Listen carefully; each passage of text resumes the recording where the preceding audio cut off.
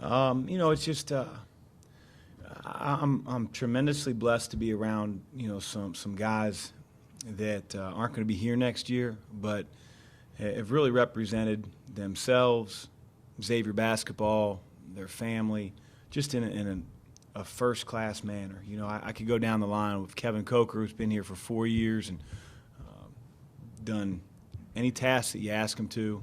Guys like James Farr and Remy Abel, who arguably are spearheading the best team in the history of Xavier when it comes to regular season, and they've done it through personal sacrifice. Our team of student managers that are seniors, it takes a village to really, run a program, and those guys have been a huge part of it. Tony Dungy calls it regenerative leadership, where your oldest players or the oldest people in the program can teach the younger ones, seniors can teach freshmen, and that's exactly what we have in all phases, the players, the student managers. It's just been a special group to be around every day. Yeah, I mean, I've said it a million times, and I probably don't say it as well as I need to.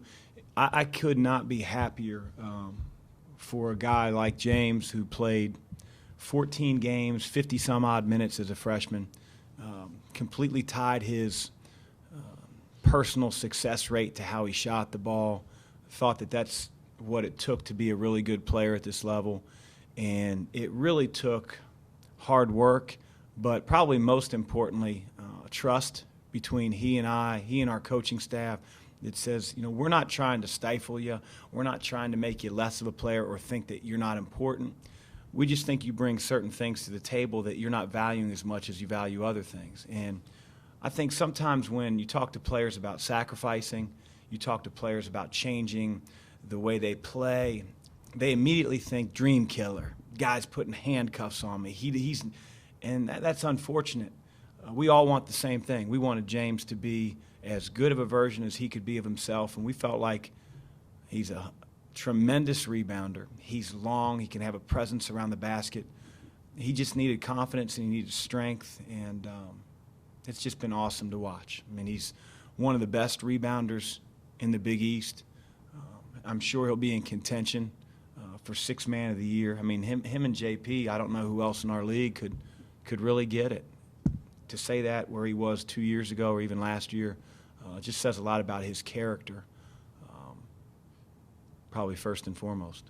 That time off heading into your last game against Creighton? I think so. You get in that, not rut, but in that routine of midweek game, weekend game, midweek game, weekend game. And it's very difficult to turn your focus completely on your team because you're always preparing for the next opponent, whether it's Georgetown's Princeton offense, whether it's Butler packing the paint, you name it, and that's what you're really tuned into. But, we had an opportunity to, number one, give our players a little bit more rest than they normally get this time of the year.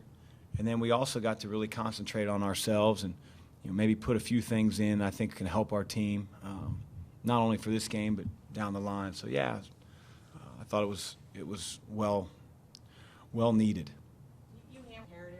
I think it's more important how you play for 40 minutes than 4. Nobody wants to get in a hole. Disagree with you a little bit. If I would have hammered it in as well as you said I hammered it in, we probably wouldn't have given up so many threes in transition and so many offensive rebounds. So we have to do a better job from game 1 to game 2, and that's what we're aiming to do. Sure. If you're a competitor, yeah. I mean, we're excited to play them.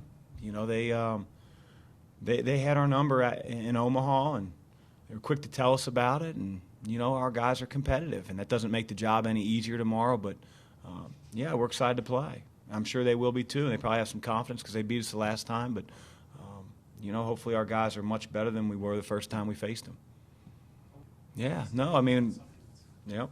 And, we're going to quickly have to turn the page to tournament play, but this team's had a remarkable regular season, one that, really proud of. But as I told our team, and again, I'm looking more into the future, I've been around teams that have barely made the NCAA tournament and gone on incredible runs, and then I've seen the opposite where you knew you were in for a month or so and didn't fare so well. So, we're not entitled to anything. And I think our team understands that. Just their effort and energy every day. You know, I think it comes from the guys that were sitting up here 10, 15 minutes ago. You know, they've sacrificed a lot. They've always had the team first. And I don't mean this year, just any time during their career. You know, and it's I think it says a lot about them that the guys that are younger than them play together, you know, play hard. And I think it's, you know, out of admiration for guys like James Farr and Remy Abel. I think that's a small part of it. You know, Xavier's always been led by its oldest players, and I don't think this year's any different. Thanks. Thank you.